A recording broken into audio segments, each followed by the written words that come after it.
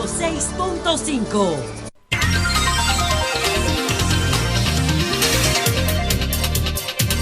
Son las 6:59. Buenos días, dominicanos, dominicanas, ciudadanos, ciudadanas del mundo. Julio Martínez Pozo.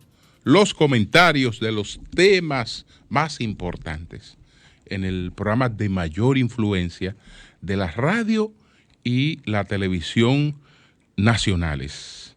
En este lunes 8 de marzo del año 2021, en este lunes, Día Internacional de la Mujer Trabajadora, como se concibió en principio, el Día Internacional de la Mujer, pues buenos días a todo el equipo del Sol de la Mañana, buenos días a toda la audiencia de Sol, la teleaudiencia de Telefuturo, Canal 23, y las personas que siguen nuestros contenidos a través de las redes sociales. Hoy nos ocupamos del proceso interno del Partido de la Liberación Dominicana, que lo vamos a analizar en distintos capítulos.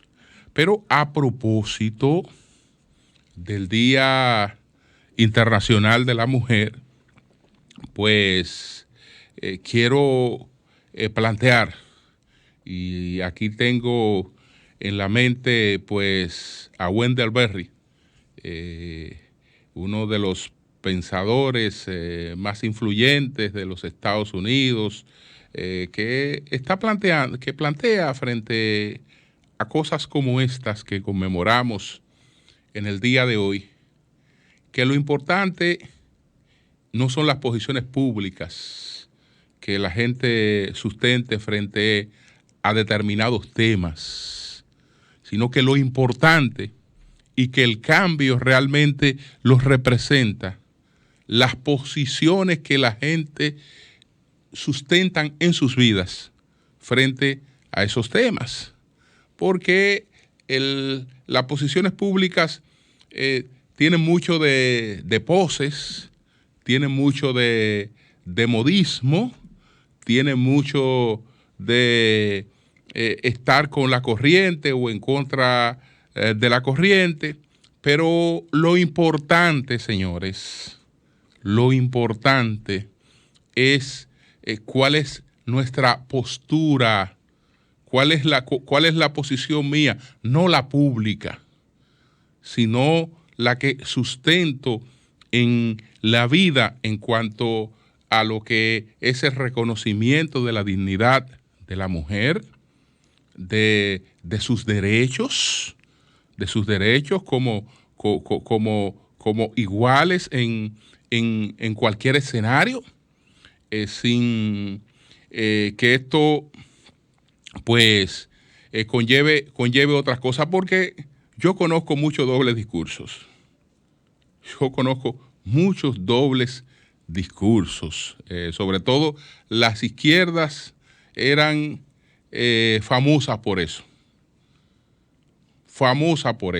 Un discurso medioambiental, con una postura, pero una actuación en la vida un poquito separada de ese discurso. Al igual que frente a temas como el de los derechos de la mujer, etcétera, no posiciones públicas en un sentido, pero una práctica que va por otra vía. Y lo que cambia al mundo son las cosas pequeñas. Lo que cambia al mundo es la actitud que cada quien muestra frente a las cosas. Eso es lo que cambia, eso es lo que cambia el mundo. Entonces, bueno, hemos realmente avanzado. Incluso estamos mucho más allá de donde muchos pregonan, al extremo de que el discurso en el tema de la mujer se ha quedado congelado en el pasado. Hubo durante mucho tiempo, incluso en términos de ingresos, las mujeres tenían un menor nivel de ingreso que el de los hombres. Eso hace tiempo que no es así, pero como la costumbre fue que siempre fuera así, pues en el discurso se sustenta eso, pero no hay aval. No hay aval porque cuando nos vamos a lo concreto, que son los salarios cotizables de la seguridad social, entonces ahí nos encontramos con que los ingresos de las mujeres son superiores a de los hombres. Y ese es un hecho concreto, los salarios cotizables de la seguridad social. Cuando nos vamos y vemos las cosas por actividades, pues no nos encontramos en ningún caso con distinción salarial de género. Eso no los encontramos, pero bueno, se sustenta. Y para avalarlo, que supuestamente hay unos organismos internacionales que lo sustentan, pero si eso no tiene verificación en la realidad, yo no sé cómo diablos unos organismos internacionales pueden sustentarlo, pero bueno, lo sustentan. Lo sustentan y como eso fue así, hay parte de... Se repite lo mismo, pero eso no necesariamente es así. Así sí es la realidad de los feminicidios, por ejemplo. Que es una realidad, que es un trauma, que nos avergüenza, nos indigna, se toman las medidas para tratar de enfrentarlo, pero si no se va, digamos, al individuo con medidas institucionales, el tema de por sí no se va a enfrentar. Ahora incluso estamos llegando al extremo de que estamos hablando de una policía especial. Y probablemente entonces, si estamos hablando de una policía especial, tendríamos que tener 1 o 2 policías por cada mujer amenazada y ya estamos hablando de que por ahí no tendremos solución. No, la solución está en tratar de provocar un cambio en la conducta del individuo, en que tengamos plena conciencia de que somos dos semejantes, de que tanto el hombre como la mujer son seres semejantes, con igualdad de derecho, que tienen que convivir en una relación de respeto mutuo, que cuando eso se rompa, pues lo que procede es la separación, pero la separación sin el trauma de que la mujer probablemente quede condenada a la muerte cuando ya decida hacer su vida independiente. Se nos dirá que heredamos una sociedad machista, que heredamos una sociedad atrasada por múltiples factores. No creo. Yo creo que lo que ha ocurrido con la humanidad es que a cada paso vamos avanzando. Vamos avanzando porque en ese criterio vamos a definir como machista la Revolución Francesa. La vamos a definir como machista, pero la Revolución Francesa ha sido una de las proclamaciones mayores que han tenido los derechos de los seres humanos. Vamos a definir también como machista la Declaración de Independencia de los Estados Unidos. Pero si fuera por eso, entonces la vamos a definir como algo más que machista, porque cuando los padres fundadores establecieron en la declaración, en esa Declaración de Independencia, cuando ellos establecieron, entre otras cosas, sostenemos como evidentes estas verdades: que los hombres son creados iguales, que son dotados por su creador de ciertos compromisos inalienables, que no pueden ser, digamos, alterados. Entonces, ¿qué ocurre? Podemos decir, bueno, ahí no se tomaba en cuenta a la mujer, esa era una declaración machista, porque todos los hombres no incluía a las mujeres, es verdad. Pero todos los hombres tampoco, en esa declaración, cuando se hablaba de todos los hombres que nacemos iguales, ahí no se estaba incluyendo a los hombres blancos sin propiedades. Esa declaración ahí no se estaba pensando en los esclavos. En esa declaración no se incluía a los indígenas y en esa declaración no se incluía a las mujeres. Es decir que cuando se hablaba de que todos los hombres somos iguales, en ese todos los hombres había exclusión, pero esa exclusión no era atraso. esa exclusión no era atraso, esa exclusión ya ahí reflejada era un paso de avance, porque ese paso ese paso va permitiendo el reconocimiento de los derechos posteriores. ¿Por qué? Porque entonces cuando viene el movimiento abolicionista de Frederick Douglass, cuando viene el movimiento abolicionista de Frederick Douglass se basa en la Declaración de Independencia de los Estados Unidos. Es decir, tiene que haber un abolicionismo de la esclavitud. ¿Por qué? Porque todos los hombres somos iguales y nacemos con una serie de derechos que nadie puede poner en juego. Y posteriormente ya esa base que fue la garantía, primero porque Estados Unidos vivió dos procesos. El proceso del abolicionismo de la esclavitud, que tuvo como su líder fundamental a Frederick Douglass, que incluso estuvo en la República Dominicana, el líder abolicionista de Estados Unidos, que fue contemporáneo de Abraham Lincoln, le influyó mucho en la decisión de Abraham Lincoln y del Partido Republicano abolicionista de abolir la esclavitud, por lo menos de proclamar la abolición de la esclavitud, que después la consolida Ulises Grant. Y entonces, cuando posteriormente ya somos libres, ya no somos esclavos, pero aún así hay una serie de derechos que no están plenamente reconocidos. Y entonces viene a mediados del siglo pasado el movimiento que encabeza el doctor Martin Luther King.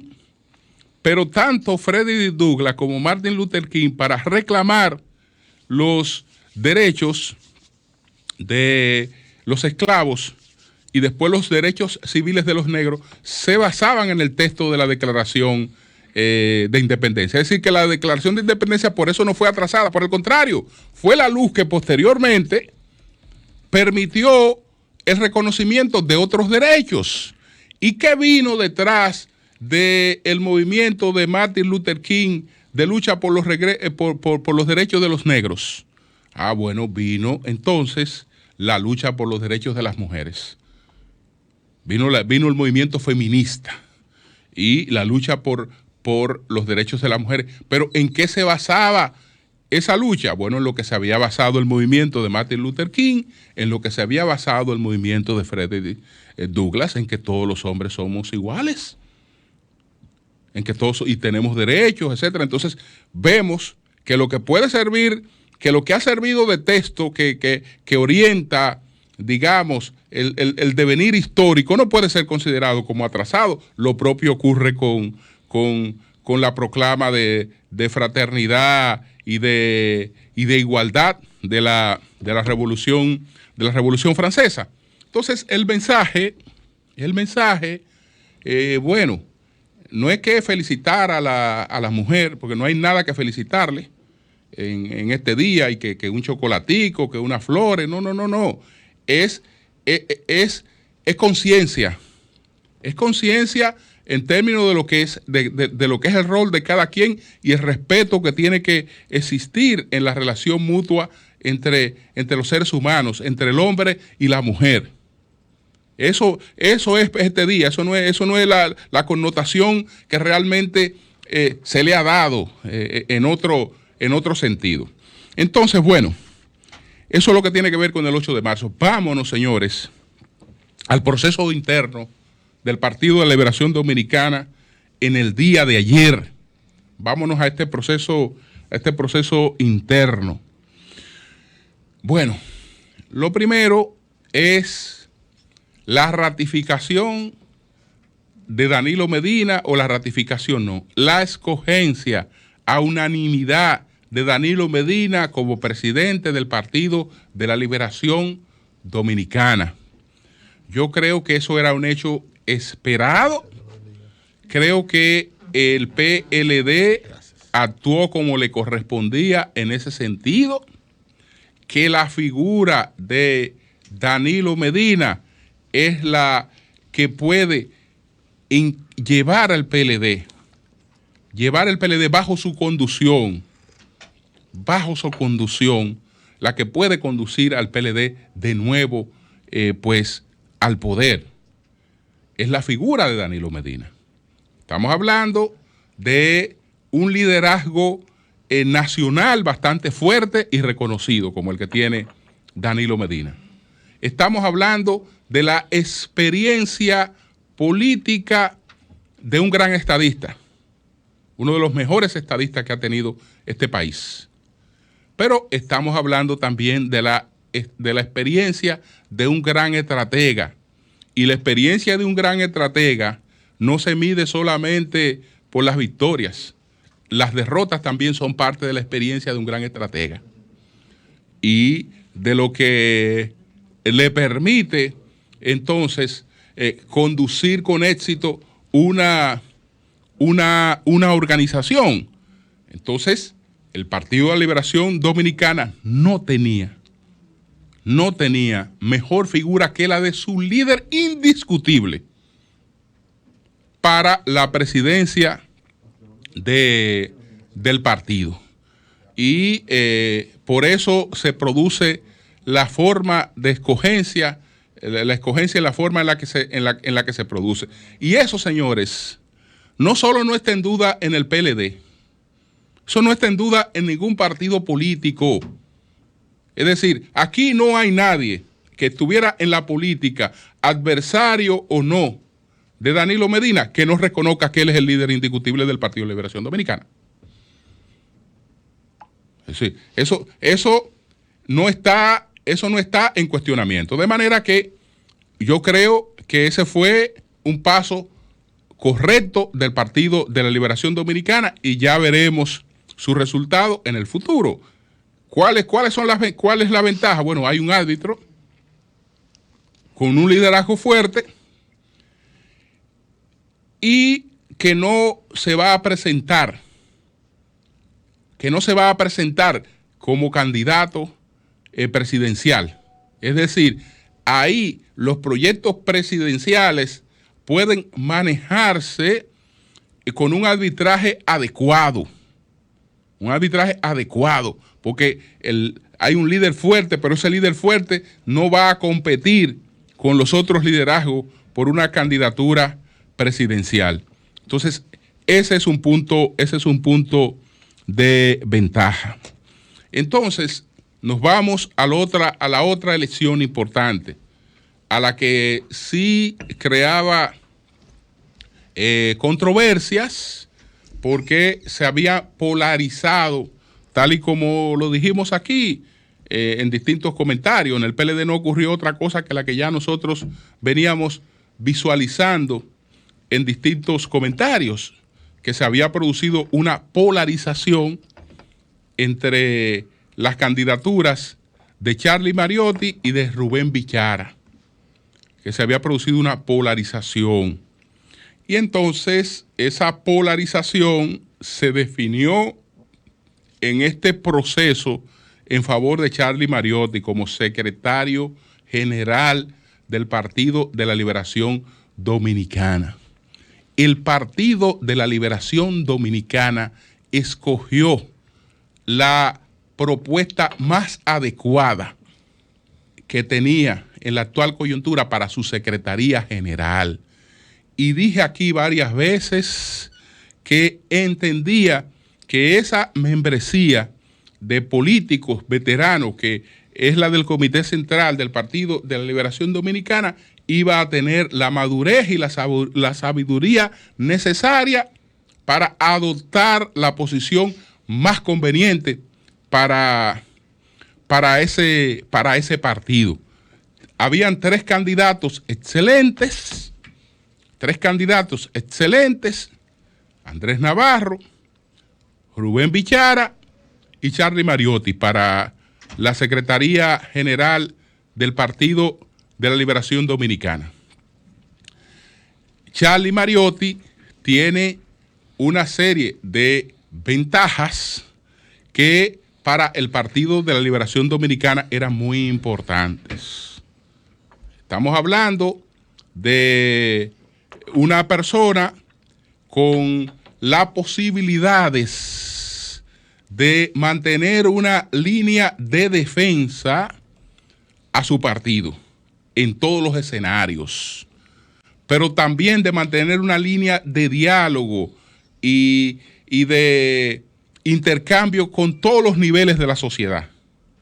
Es decir, de mantener a ese partido en conexión con distintos niveles de la sociedad.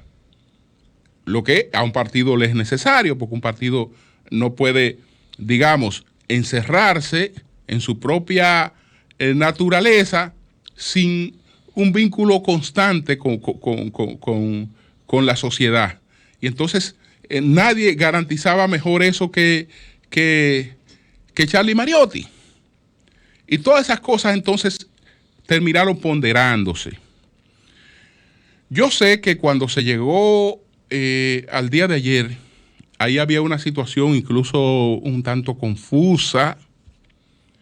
Pudiera parecer en principio que cuando se estableció la asamblea, pudiera parecer en principio que había un empate entre Rubén y Charlie Mariotti. Y cuando hay un empate, cualquiera de los dos puede tener 3, 4, 5, 6 votos por encima.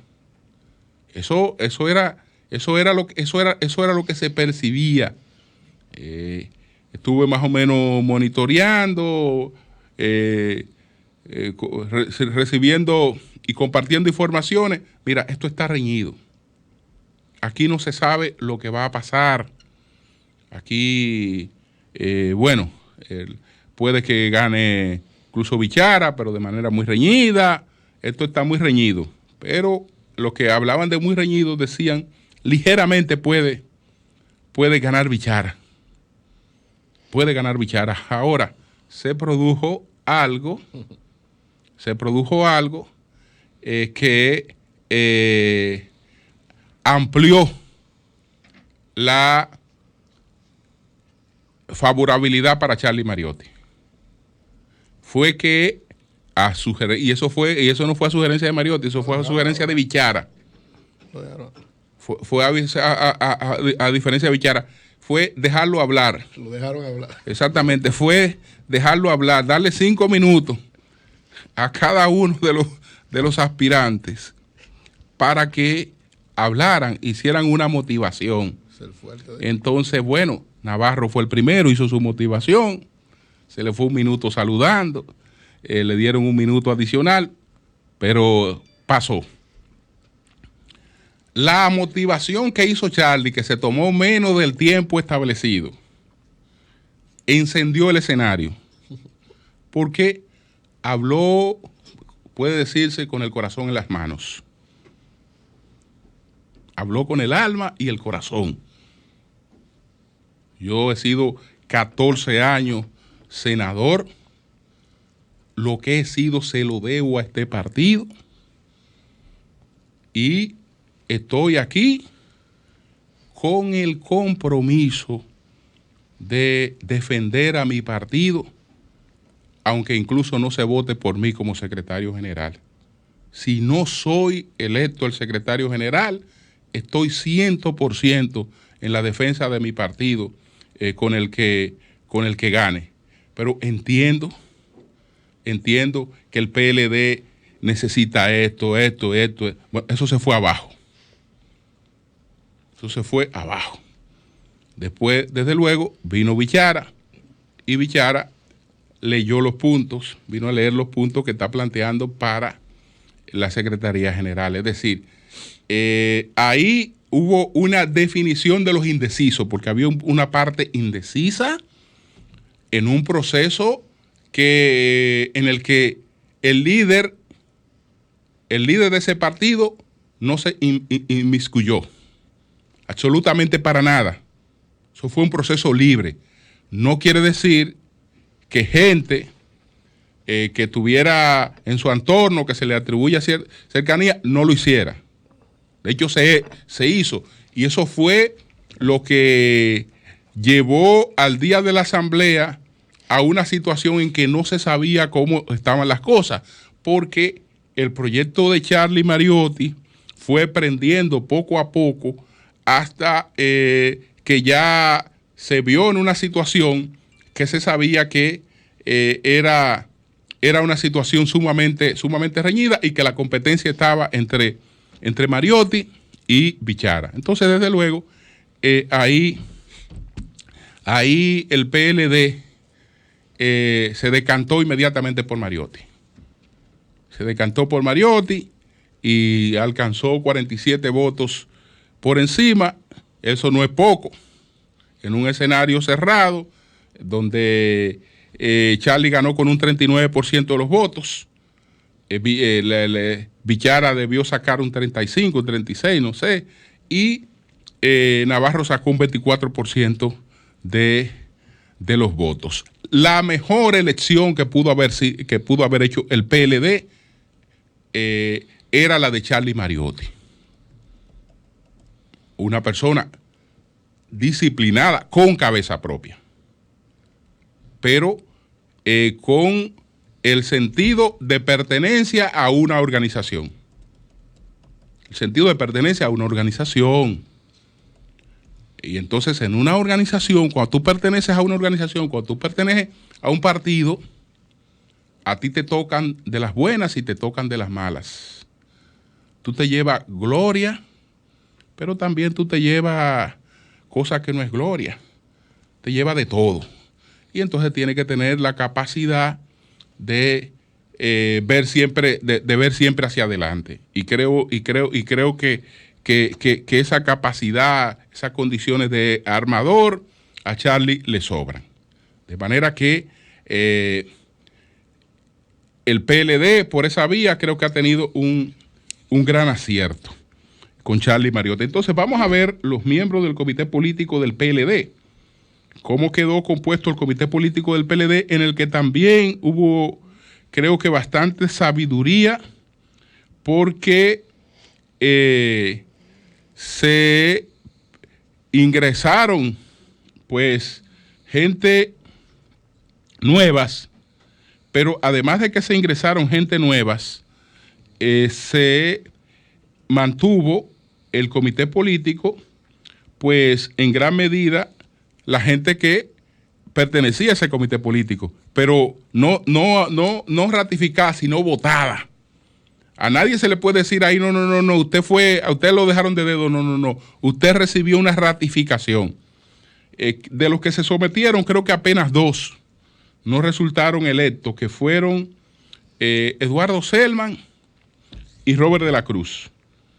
No resultaron electos, pero resultó electo Julio César Valentín, Francisco Domínguez Brito, Abel Martínez, Cristina Lizardo, Margarita Cedeño, Andrés Navarro, Francisco Javier García, Danilo Díaz, Rubén Bichara, Alejandrina Germán, Domingo Contreras, Melanio Paredes, Miriam Cabral, Carlos Amarante Baré, Lucía Medina, Karen Ricardo, Jaime David Fernández Mirabal, Iván Lorenzo, Alessi La Antigua, Armando García, Juan Ariel Jiménez, José Dantes, Víctor Suárez, Johnny Pujols, Gustavo Sánchez, Lidio Cadet, Gonzalo Castillo, Alejandro Montaz, Ramón Ventura Camejo, Radamés Camacho, José Ramón Peralta, Margarita Pimentel, Rafael Paz, Simón Lizardo, José Ramón Monchi Fadul, Carlos Pared Pérez, Tommy Galán, Euclides Gutiérrez, Rubén de la Cruz, ese es Rubén Toyota, José del Castillo, Temístocles Montaz,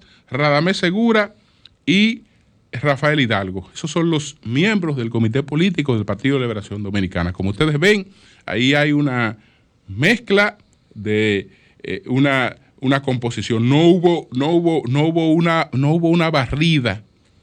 No hubo una barrida, sino que se equilibró el comité político, y eso yo creo que realmente fue bastante sabio en esta elección. ¿Qué pasa cuando se produce una elección como esa? Yo estoy diciendo que fue sabio, pero tal vez algunas personas que entendían que tenían méritos y no fueron escogidas pueden pensar otra cosa. Bueno, eso es una competencia cerrada. Eso es una competencia cerrada entre... Se iban a escoger 45.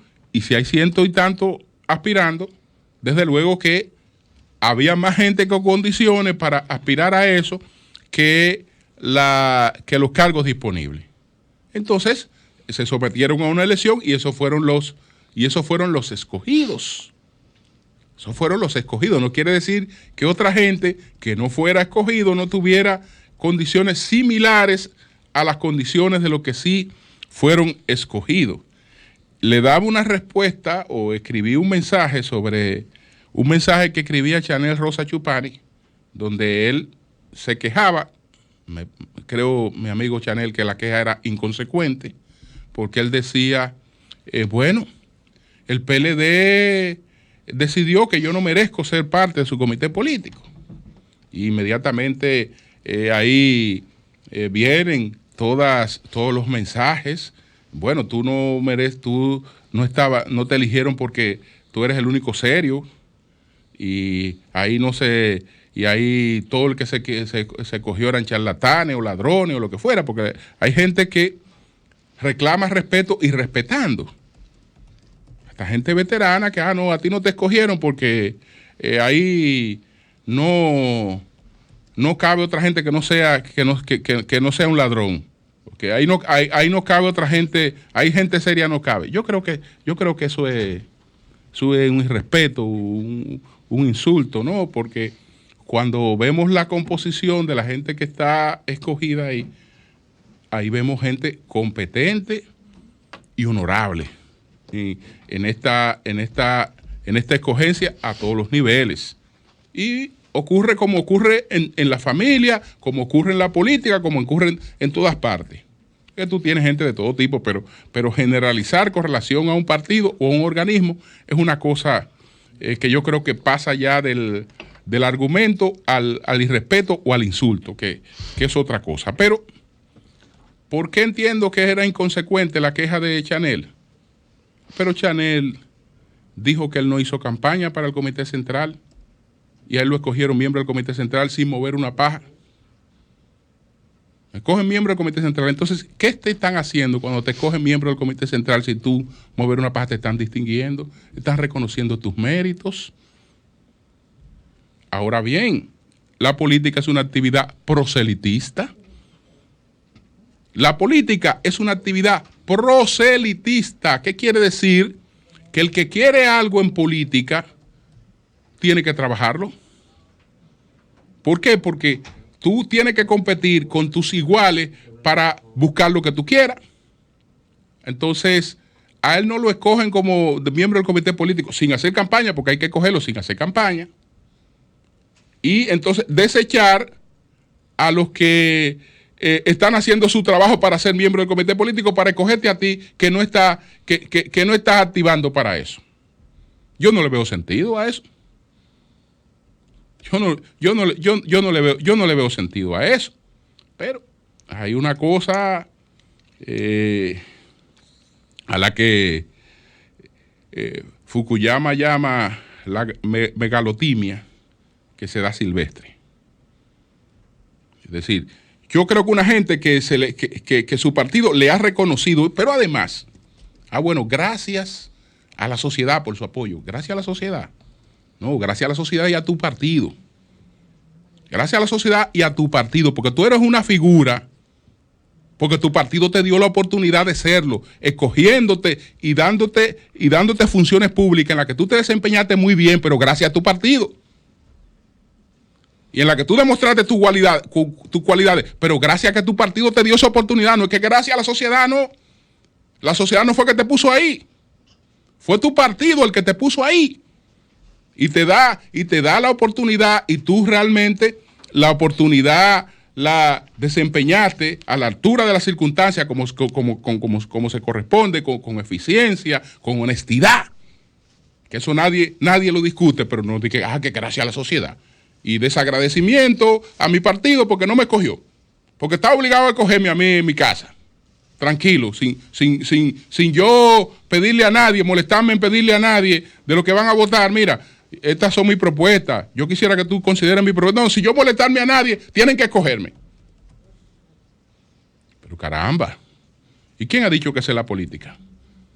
Eso no tiene que ver con la política. La política es una actividad proselitista.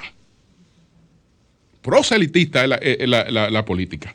Entonces, bueno, ahora al PLD lo que le corresponde es una oposición racional,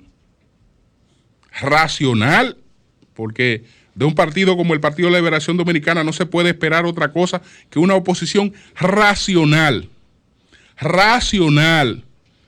que tome en cuenta en primer lugar la estabilidad de este país.